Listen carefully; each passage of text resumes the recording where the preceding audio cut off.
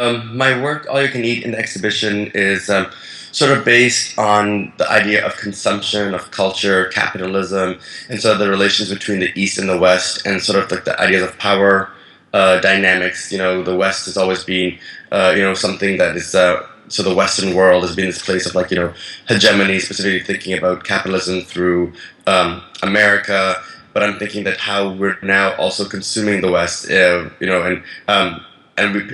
the East is always kind of like in ways look towards the West, but also now how the relationship is changing between these two spaces, and so the sort of power roles we're leaning towards the East in certain ways, and so I'm sort of been playing with that within this work, where we're thinking about this dynamic, and so the idea of consuming culture, so it's eat the East, which is we're looking towards it. Most of our goods, our things, our products come from the East, but also the way that the East has become this sort of developed, nation where it's building and it's sort of becoming this new sort of hegemonic structure, I guess you could say.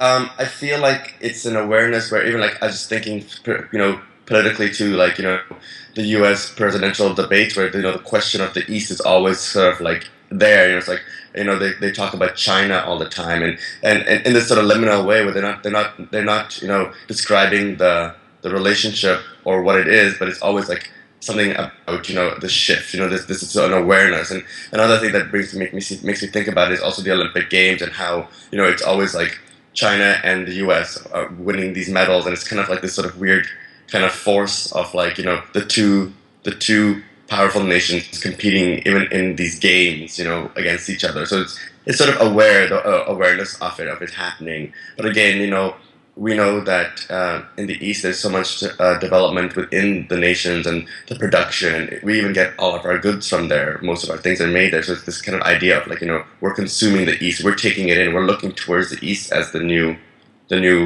hegemony.